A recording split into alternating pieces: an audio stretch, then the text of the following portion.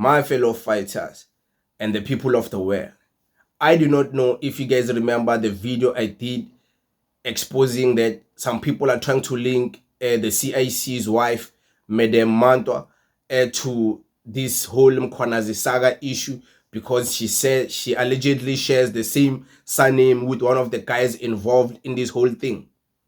According to me, I would like her to take legal action against all those people who are pushing that narrative. I would like that. And I hope she does that.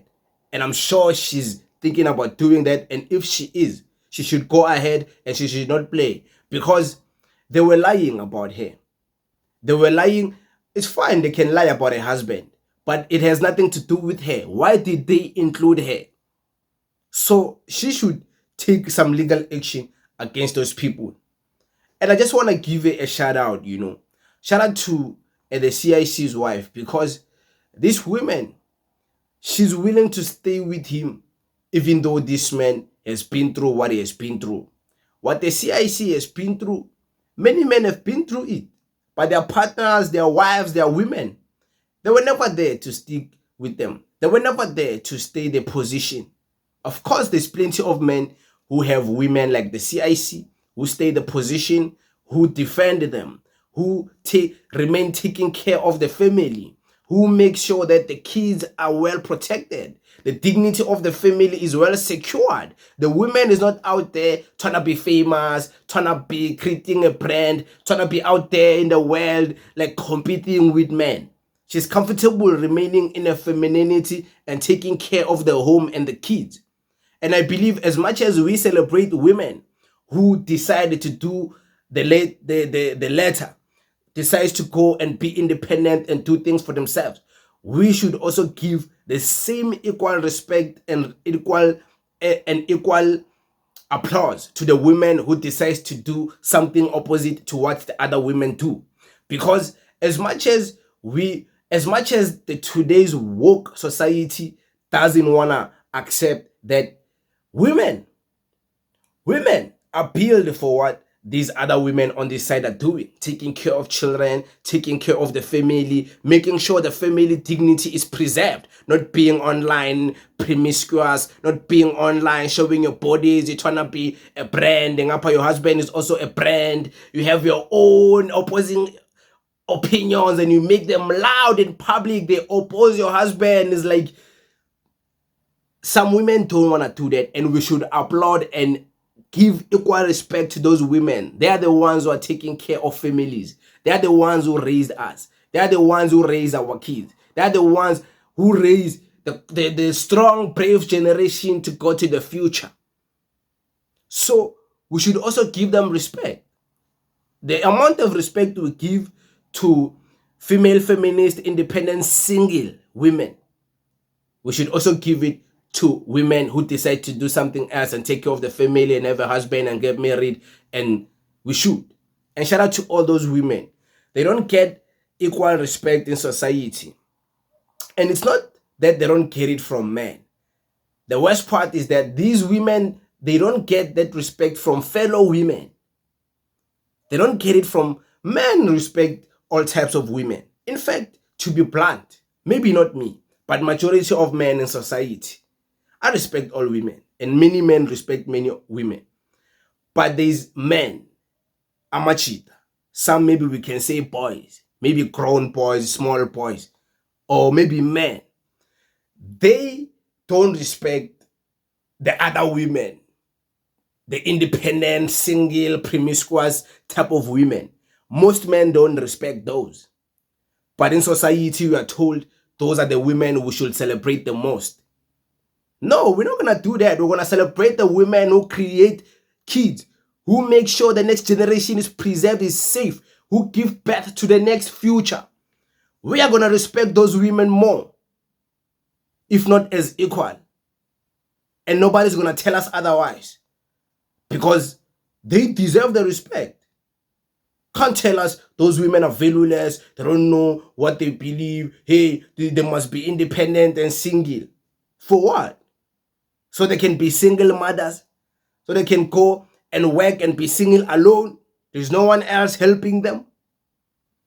If they're at a work, they better be having a man and be working together, bringing two incomes into their home, at least. But single and independent, baby daddy issues, many baby daddies, that's a toxic situation. We are creating a toxic environment with those type of situations, and we can't continuously celebrate that and demoralize the other. There's no ways.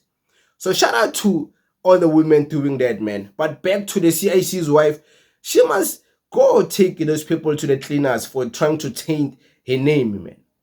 For trying to involve her in things she's not involved in. She must take them to the cleaners, man. She must set an example in society that if you are gonna speak about someone, it better be factual. You better have proof. You better have clips. You better have well-researched information, whether from Google. I see some people are like, how about you? Some of your research, you get it from Google. I'm like, where else would I get my research? Research, you get it from Google. You guys are lying while Google is here. You can't even speak the truth, but Google is here. You are busy lying. So I'd rather go to Google and find well-researched information. Google has almost everything, Baba. Almost all the files. So why are you not going to there? I go there to do my research. And I go an extra mile. And I find my research. And I present my research here. Why are you throwing tantrums that I do my investigation online, on Google, on Twitter, on Facebook? It's the new world. The internet is the one that has files on everyone. That's where you need to do research. You want me to be going to these people, taking statements live, writing down.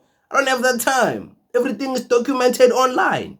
So that's why I do my research. You guys should do that too. I advise all the other YouTubers online. There's all proof. When you speak about people, to make sure you don't get into trouble.